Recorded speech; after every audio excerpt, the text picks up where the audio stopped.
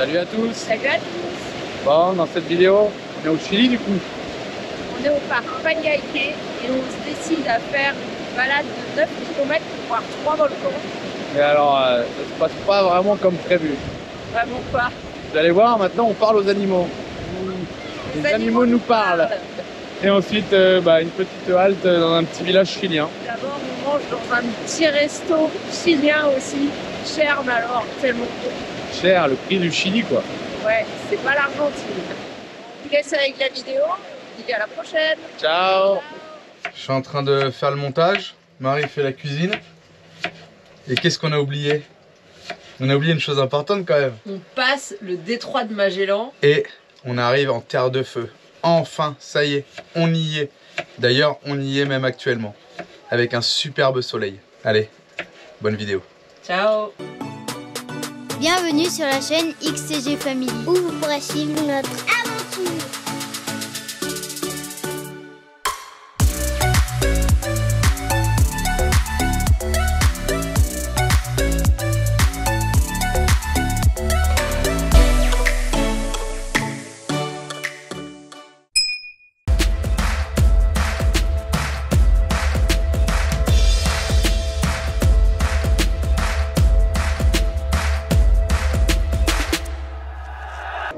Petit réveil. En tout cas, avec les deux cailloux que j'ai mis là, on n'a pas entendu la tôle de la nuit. Et départ du campement, on a passé une bonne nuit, on n'a pas entendu les tôles claquer toute la nuit, ça a été. On est entouré de guanacos et là on va se garer un petit peu plus loin pour le départ d'une randonnée au milieu des volcans. Ils annoncent 3h30 de randonnée et je pense qu'on va la faire en moins parce que souvent ils sont larges sur leur temps. Y a des Vous êtes prêts? Des rafales à 130 km/h. 130, t'es un peu dans l'exagération je crois. Mais ouais, il y a encore du vent. Peut-être un tout petit peu moins qu'hier, mais il y a quand même du vent aujourd'hui, hein, beaucoup. Explose un peu là-dessus. Grave. Regardez à côté du guanaco, il y a un petit qui vient de naître.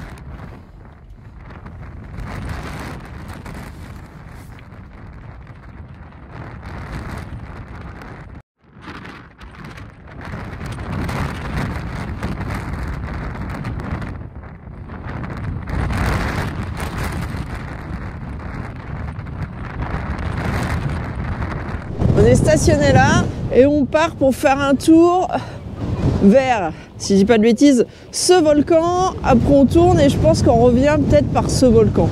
Je suis pas sûre, mais on va passer plusieurs volcans. Il est 11h25, on va voir combien de temps on met.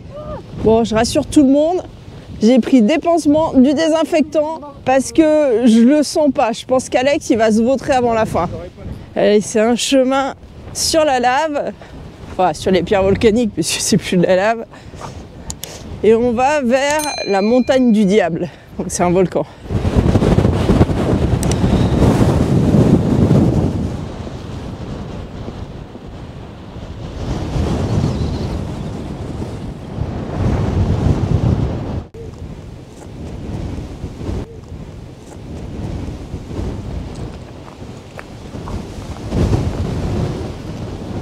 On a Alex qui est complètement traumatisé par le vent, il veut tenir la main à quelqu'un parce qu'il a trop peur de s'envoler. Allez, on va aller à un point de vue sur le cratère Morada del Diablo.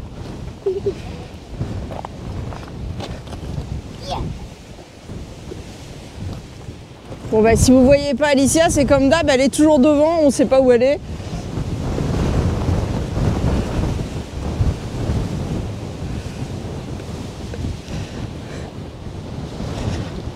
Honnêtement, les pierres elles bougent, c'est un peu chaud comme randonnée. Il y a une dame au parking qui nous a dit qu'elle avait fait demi-tour parce que c'était pas pour son âge. Le chemin est pas dur en soi, c'est juste que c'est un coup sur de la cheville quoi. Et voilà, vue sur le cratère. C'est pas par là. Il fait chaud en vrai, hein? Ouais, c'est clair, en fait, il fait pas du tout froid. Ma chèche marocaine, bonnet. On a tous trop chaud maintenant. Qu'est-ce que c'est bien les chèches marocaines? Alors c'est un volcan du même type qu'à Hawaï. Ça veut dire que c'est pas un volcan qui va exploser ou quoi. Il relâche de la lave qui est très fluide et qui peut parcourir des kilomètres. Vu qu'elle est fluide, elle se fiche pas tout de suite.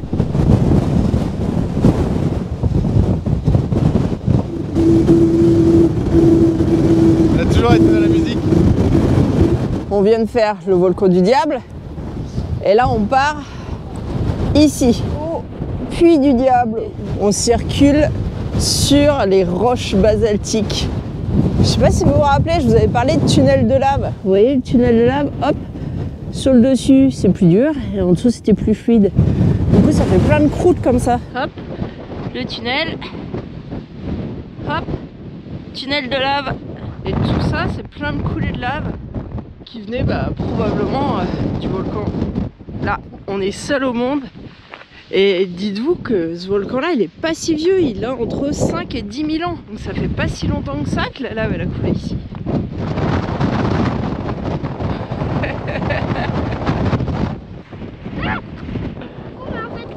Regardez la crevasse. Moi, je dis, en France, ce genre de chemin, il serait pas permis parce que vous avez quand même un bon risque de vous tordre la cheville. Bon, ça après, je vous dis, c'est tout risque d'une randonnée. Mais quand on passe sur les tunnels de lave, il y en a toujours un qui peut s'effondrer. Après, c'est des petits tunnels ici, apparemment. Donc. Mais quand même. Oh, vous noterez aussi que les enfants ne sont pas en crocs pour une fois. Bon, c'est pas encore de la chaussure de rando, quoique si, Alex, elles sont un peu montantes, les siennes, mais on est sur de la basket, hein. On est plus sur de la crocs.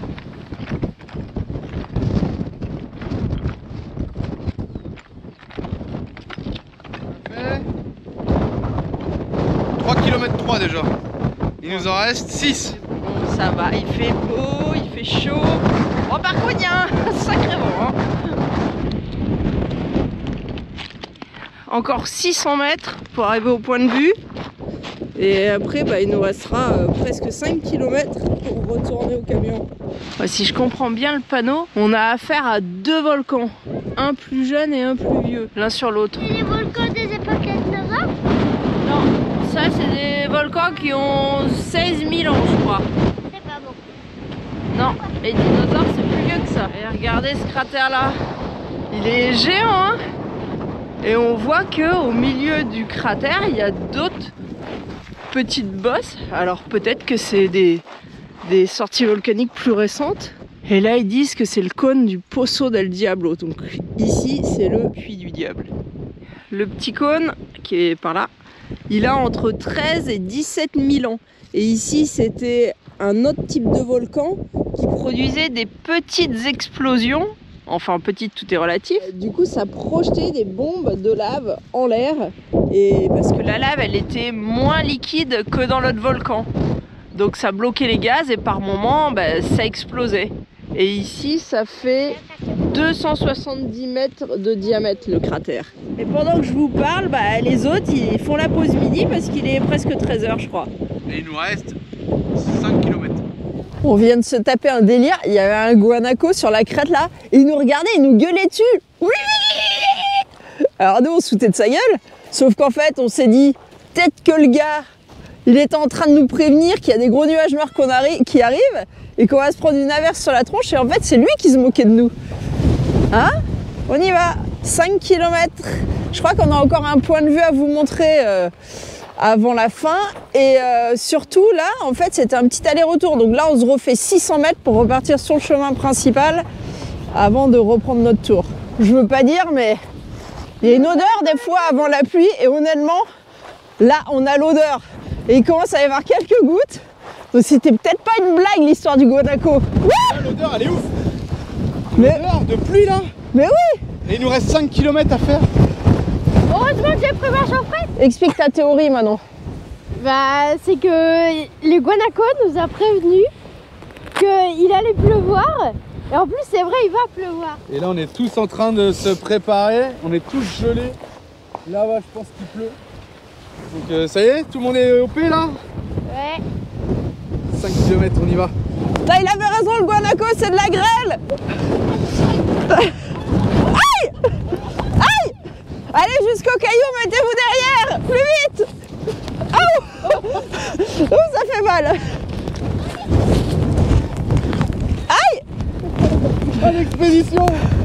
Ah j'ai les lunettes.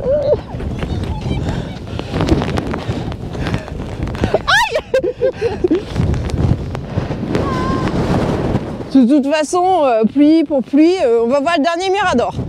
Allez, c'est en haut là. Je sais pas si vous verrez, mais on voit la pluie là-bas. Ouais, sinon vous pouvez aussi regarder le manteau à Julien. Les aventuriers, je te raconte pas. Aventurier du dimanche. Allez, on s'en fiche, on va au point de vue. Dernier point de vue, tout à l'heure on était de ce côté-là. C'est le même volcan, le premier qu'on a vu tout à l'heure. Allez, là, ça souffle à mort. Allez, C'est la merde. Il pleut et c'est la merde. Et je vais finir dans le trou. Allez, allez, on y va. Ah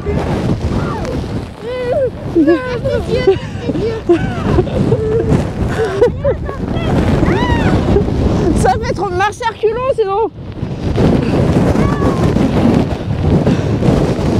Ça fait trop mal. Pleure pas Doudou, on rentre, on rentre. Plus que 5 km. C'est magnifique. C'est trop bien la Patagonie.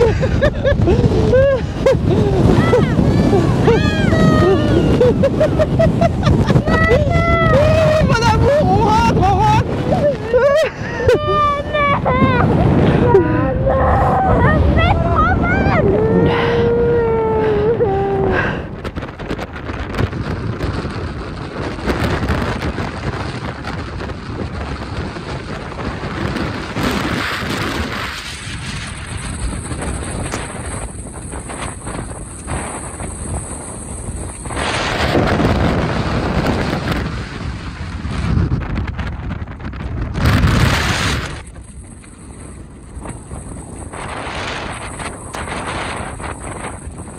Il nous reste 3 km à faire.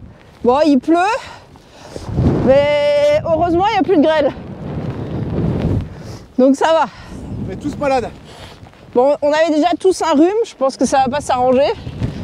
Heureusement, on a tous un sous-pantalon, sauf Julien, pour se protéger du froid, parce que là, comme nos habits sont mouillés, c'est un peu désagréable, mais avec le sous-pantalon, ça va encore.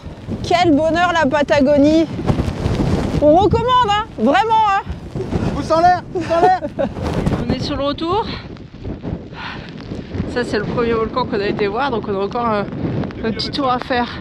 Combien? 2,5 km. Allez, 2,5 km. Il y a quand même des avantages à la Patagonie. Parce que maintenant qu'il ne peut plus, avec le vent, on sèche direct sur place. On n'aura pas besoin de mettre les habits à sécher. Faut voir le côté positif. Un petit assemblage de bois. Eh, ils auraient pu le mettre un peu plus tôt, quoi. On se serait arrêté là pendant la grêle. Grave, surtout il y a un toit. Ils ont fait un petit assemblage de bois pour que l'air puisse passer, mais que ça coupe quand même le flux du vent. Regardez notre petit nid. Allez, on n'a plus de batterie, ça va couper. Et nous, il nous reste 2 km.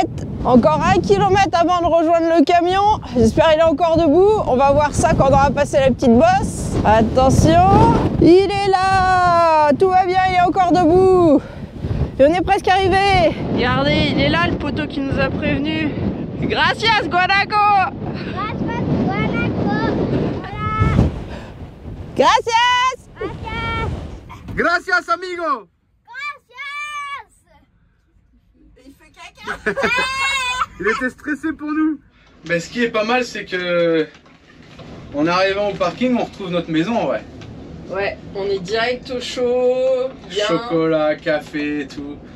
Donc bah du coup, on a fait combien de kilomètres les enfants? 8 km 800. 8 km 800. Et on a mis 3 heures. Donc franchement ça va, Oh, avec les petites pauses et tout, c'était cool. Le retour était un peu merdeux, mais un truc de fou, enfin vous allez dire on est un peu bête, mais le guanaco quand même c'était un signe. C'est la première fois qu'on entendait un guanaco parler en quelque sorte, et sans déconner, il nous regardait nous, il nous parlait à nous. Grave, il s'est mis à flotter, enfin vous avez vu les images de malade. On arrive là, il y a le chemin, il arrive ici pour retourner au parking, le guanaco il est couché là devant le chemin. Vous me direz, c'est peut-être pas le même. Non c'est vrai, mais il y en a aucun là, ils sont tous perchés je sais pas où, il est là quoi. C'était rigolo. Un truc de fou quoi, enfin une expérience trop rigolote non? Ah bah Alex il a adoré ça, dis donc. Là on boit un petit café, Et on repart pour combien de kilomètres là? On repart pour 1,5 km. Parce que tant qu'à être dans le parc, on va tout voir. Il y a une lagune, un lac à aller voir. Donc on recharge les batteries de GoPro parce que là c'était même juste, Marie je crois sur la fin ça buguait là. Ouais. Donc on recharge les micros, on recharge les batteries de GoPro, on boit un petit café, on se réchauffe et on repart. Non, parce que c'est ça le repas de midi en fait. Ouais, bah du coup on est parti à 11h30, on est revenu à 14h30, là il est 15h. On a quoi? On a peut-être 3-4 km à faire avec le camion là. Et après 1,5 km à pied. On repart pour aller voir le dernier point d'intérêt du parc. Je crois que c'est le lac Anna. Regardez les guanacos, il y a un petit au milieu là, hop, qui traverse la route. Et voici la Laguna Anna. Je vous cache pas qu'avec le vent et après notre marche de 9 km, personne n'a envie de marcher, donc je vous la montre comme ça. Et puis nous on va repartir pour essayer de trouver peut-être un peu de wifi ou alors une carte téléphonique parce que je vous rappelle qu'on est au Chili. On quitte le parc mais on fait une petite pause à la cabane des guarda-parcs pour vous montrer un squelette de puma. Ça c'est un puma adulte, crâne de puma, puma, bébé puma. Là on a bébé guanaco, guanaco adulte. Et ça c'est renard, renard et renard. En fait, c'est tout petit la tête d'un renard. Regardez, le crâne du renard, c'est vraiment petit. Alors, Manon, qu'est-ce qu'on a fait aujourd'hui? Hier, on s'est posé là. Ouais. On a Hier, fait laquelle? Elle était là, on Ouais. était là. Et t'as été où dans la cueva? Elle est où la cueva là? Quoi? Regarde. Ah oui, là. Ici. Il y a un trou là. Ouais. Après, on a fait l'apéro où du coup? Là. Ouais. On est allé là en camion. Ouais, ce matin. Là, on a fait ça. On s'est arrêté là. Là. Là, il y a le copain lama qui nous a dit de se Ouais, barrer. on s'est arrêté là, je crois. On a fait ça. Et là, on a un camion. Et on a fait ça. Et on est là. Et on était là. Ah oui. On est revenu là. On est allé là aussi. Et du coup, on n'est pas descendu. Et après, on est revenu. Ça, c'est papa là en train de Trop de vent. marcher. Bon, bah on vient d'apprendre qu'il n'y a pas de bateau aujourd'hui non plus. Pour aller au Choya. Trop de vent. Regardez avec Alex à côté, ça, c'est un squelette de puma. C'est quand même grand, hein.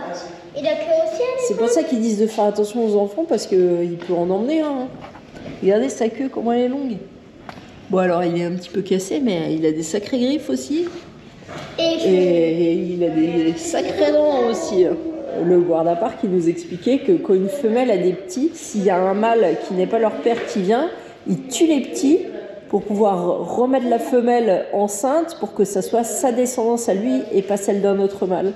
C'est comme ça qu'ils trouvent des fois des squelettes de bébés pumas. Ça, c'est des choses qui ont été rencontrées dans le parc. Il y a des pointes de flèches, des boules de fronde, ça aussi, pointes de flèches.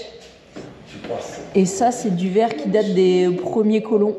Et ils ont trouvé tout ça dans le volcan qu'on a vu le premier jour, là, quand on a fait le petit tour, le volcan où il y avait la grotte.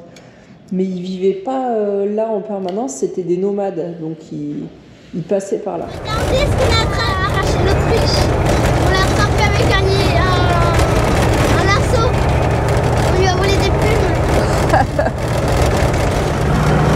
On quitte le parc, il y a un vent de fou et on va essayer de rejoindre la petite ville parce que entre la frontière Argentine-Chili et le bateau, il y a juste une toute petite ville et après si on veut une plus grosse ville, il faut aller jusqu'à Punta Arenas à 2 heures d'ici.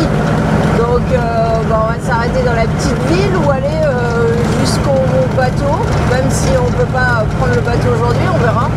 On pense que Punta Arenas, on y passera sur le retour quand on reviendra d'Ushuaia. On n'avance pas, il y a trop de vent. Mais les guanacos, ils vont aussi vite que nous en fait. Regarde, ils courent de travers. Mais oui, il y a trop de vent, ils courent de travers. Non, je pense qu'il veut sauter au-dessus de la clôture, mais il peut pas là. Oh.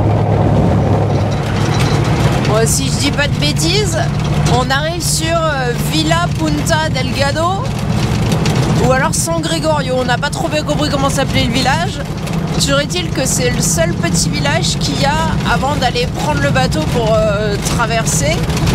Et le truc, c'est que dans tous les accès, ils disent interdit aux plus de 5 tonnes.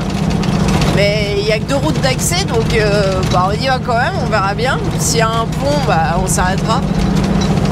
Et on va voir ce qu'il y a dans le village et puis bah on verra ce qu'on fait ce soir. Bon, dans tous les cas, c'est coloré les maisons, c'est joli. L'école, elle est belle? Ouais, elle est jolie l'école.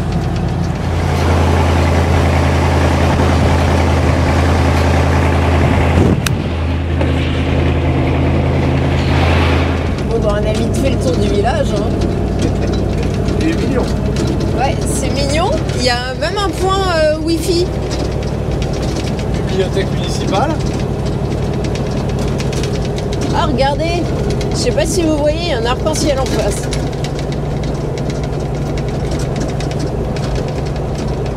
Là, on va prendre le pont des 5 tonnes, on va pas s'emmerder. Ah bon, ça y est. Bon bah... C'est interdit aux 5 tonnes la ville, mais on passe quand même le pont. En plus il est plein, il y a juste 2 bus en dessous. Je pense que c'est parce qu'ils veulent pas que les routiers s'arrêtent dans la ville, c'est juste ça l'idée. On est tenté parce que il y a un petit bus qui fait restaurant sur la route principale. Il sert de la soupe de mouton et du saumon avec du riz. Et franchement... On y va, on y va, on y va. Je crois qu'on va y aller. Le problème, c'est que c'est ni l'heure du repas du midi, ni l'heure du repas du soir. C'est l'heure du... je sais pas. Il est quoi, 18h? 18h. Ah bah tant pis, on va dîner tôt et puis c'est tout. Hein. Comme les poules. Non mais grave. Allez, regardez le bus resto. Et on va grignoter un bout là. Regardez le bus. Par là, il y a la cuisine. Hop. Là, il y a une petite table. Les enfants sont sur la table de derrière. Et puis il y a les toilettes par là. Allez, on va manger au Chili. Regardez la soupe de mouton de Cordero. J'ai l'impression de croquer dans un mouton direct tellement que ça sent fort. Grave. Elle est bonne, elle est bonne, elle est bonne. Ça a le même goût que le mouton dans le couscous. C'est très bon. T'as l'impression de croquer la bête quoi.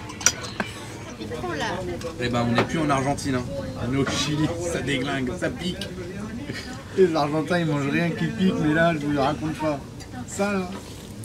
Sauce bon. de ají, de piment. Et là ils ont une sauce piquante là. Ça pique? T'es obligé de manger de la soupe pour faire passer. Et qu'est-ce qu'on a trouvé Marie au Chili? Du saumon rose. Il est rose celui-là, c'est du vrai saumon. Excellent. Ouais, c'était tellement bon qu'on a repris une assiette de saumon. Le saumon, il est trop bon. Allez, en plus, le petit thé, le petit café. On vous dira la somme à la fin en fait. Là, du coup, il y a une grosse bouilloire là avec de l'eau chaude et puis les sachets de thé, café, chacun se sert en fait. Je pense que c'est dans le menu, on vous dira ça après. Parce que les gens, ils viennent se resservir directement. En tout cas, c'est vraiment sympa. Hein. Allez, regardez. Là, Precio, prix chilien. Là, prix argentin. C'est quand même cher. Hein. Saumon avec riz tout seul, c'est ce prix-là en prix argentin. Ça, c'est les 2 menus qu'on a pris avant. La boisson et les 4 café-thé puisque... Donc, non, ça fait quand même relativement cher. Par contre, ça faisait depuis tellement longtemps qu'on n'avait pas mangé de saumon comme ça à un repas assez classique que on regrette pas. Au restaurant, on a discuté un petit peu avec un routier là et avec la dame du restaurant. Et il nous disait que c'était normal en cette saison qu'il y ait des coupures comme ça sur le bateau parce que c'est normal avec le vent. Et il me disait que c'était super dangereux la traversée et encore plus avec le vent parce que quand il y avait la marée par exemple qui baissait sur le Pacifique et en Atlantique, du coup ça faisait un courant dans un sens et quand la marée baissait en Atlantique et pas au Pacifique, ça faisait le courant dans l'autre sens. Donc en fait c'était quand même une traversée dangereuse et encore plus quand il y avait du vent. Bon a priori il n'y a jamais aucun camion qui est tombé et que par embarcation apparemment ils prennent environ 12 camions. Donc vu que là ça fait 2 jours quasiment qu'il n'y a pas eu de traversée, parce que je crois qu'il y a eu une petite accalmie de vent et ils ont réussi à faire quelques traversées, on va se retrouver derrière une grande queue de camions. Mais de toute façon il va bien falloir qu'on fasse la queue à un moment ou à un autre. Donc là on va au port et puis on va se mettre dans la queue de camion pour dormir. Il n'y a pas pas de traverser la nuit. Et avec un peu de chance, demain matin, s'il y a une accalmie de vent, on devrait passer. Mais les prévisions météo sont pas très bonnes pour demain non plus. Il y aura encore du vent. On verra bien. Hein. Surtout que là-bas, il n'y a rien en fait. Il n'y a pas de ville. Donc bon, on va là-bas et on attend. Et en plus, quand il y a un camion de carburant, il est prioritaire sur les autres et il traverse tout seul. Du coup, au lieu d'avoir 12 camions dans le bateau, bah, il y a un camion de carburant tout seul. Et du coup, la queue, elle avance pas très vite, mais il y a quand même, je crois, une embarcation toutes les demi-heures. Donc ça peut aller vite, mais il faut que ça soit ouvert, quoi. Regardez, Ruta del Fin del Mondo, la route de la fin du monde.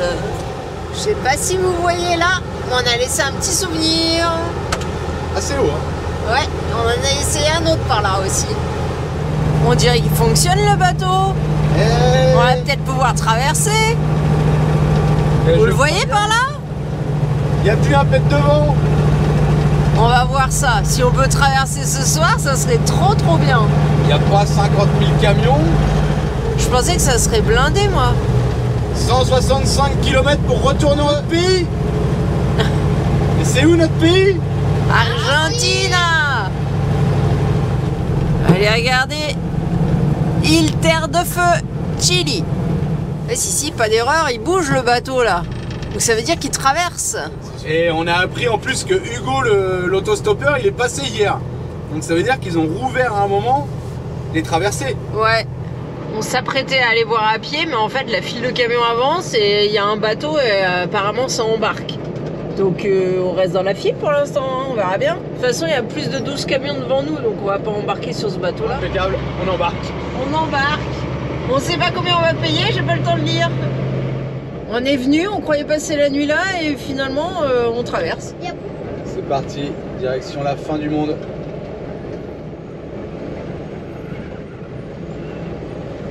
Je savais pas que ça pouvait se plier ce truc. La bavette. Je sais pas pourquoi là. Allô maman.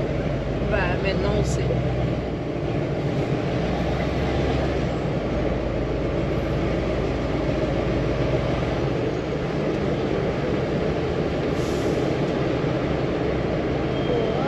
Trop cool. Tu veux dire putain flipper.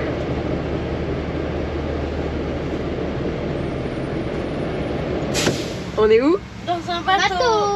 Et moi, c'est la première fois que je vois qu'on est dans un bateau. Non, c'est pas la première fois. Non, mais là, c'est un grand bateau. Oui. Et moi, ça fait bizarre. On va où? En Argentine. Ushuaia. C'est vrai, c'est en Argentine et c'est à Ushuaia. Mais d'abord, là, on traverse au Chili. Il y a encore 200 km avant d'arriver à Ushuaia.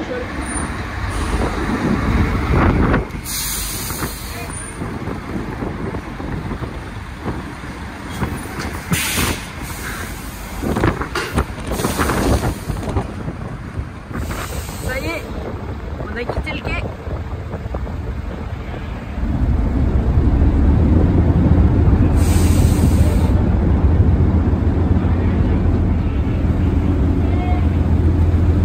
On va se faire inonder les pieds.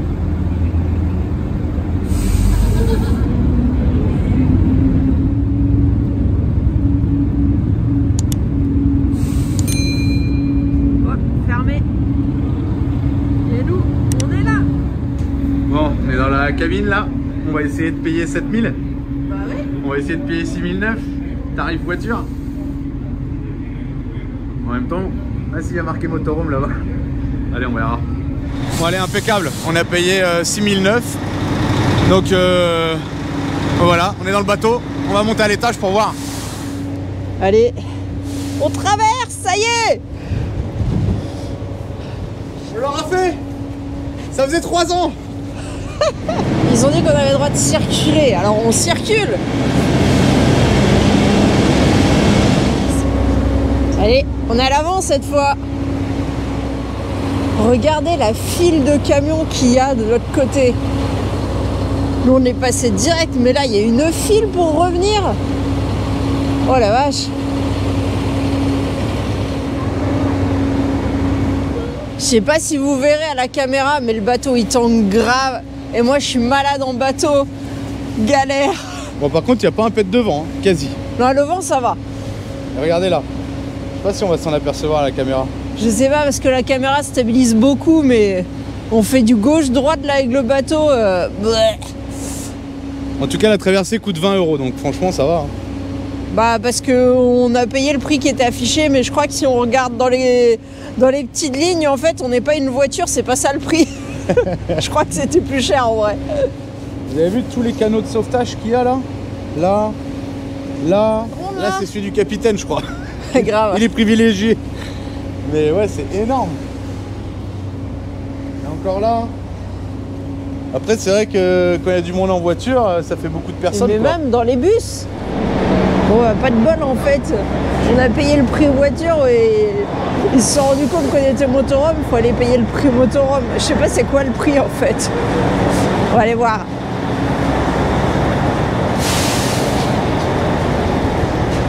Regardez les tarifs, ils sont là. C'est un truc de ouf. Il y a même chevaux. Alors ça, c'est les prix en pesos chilenos. Bon, bah, du coup, on a payé 35 000 et quelques, je crois, pesos chilenos à cause de la longueur du truc. Et il dit avec tes grosses roues et tout, c'est comme un camion. Enfin bref. Allez, regardez, ça y est, on arrive.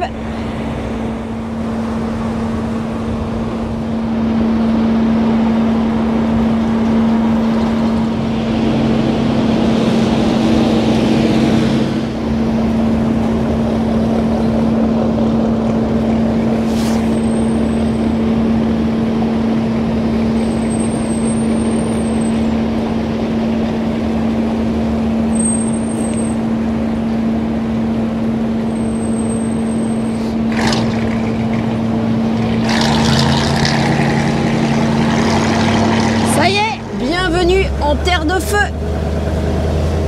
On arrive à la ville de Cerro Sombrero. On va essayer de passer la nuit là, à la place. Apparemment, il y a un coin abrité du vent. On va voir. Pour l'instant, ça n'a pas trop l'air d'une ville. Et en fait, là, c'est encore le Chili. Et demain ou après-demain, on va repasser en Argentine, à San Sebastián. Nous voilà dans la partie un peu plus ville et moins industrielle. Je pense que les gens d'ici doivent travailler pour les entreprises autour, hein, les usines là qu'on a vues en arrivant. C'est pas une grosse ville. Ah, l'église. Ah, on est quand même au Chili, Marie, faut le dire, merde. On est au Chili, je l'ai déjà dit. C'est un truc de fou. Et vous savez qu'il est bientôt 22 h et il fait jour. Alors on va avoir plein de 4G, je vous le dis. Alors en France, c'est pas exceptionnel parce que c'est vrai qu'il fait jour tard, mais en Argentine, il fait jamais jour comme ça aussi tard. C'est là. Ouais, c'est là la place. Bon, on va regarder si on peut stationner ici, c'est la place du village. Il y a le cinéma, je pense que c'est à voir, il a l'air bien. Et il y a un musée aussi, peut-être demain. On verra. Et bah, je pense que c'est la fin de vidéo et notre première nuit au Chili. On va dormir au Chili pour la première fois au bout de 3 ans. Allez, à bientôt, ciao. Ciao. En attendant la prochaine vidéo, vous pouvez aussi nous suivre sur Instagram et Facebook.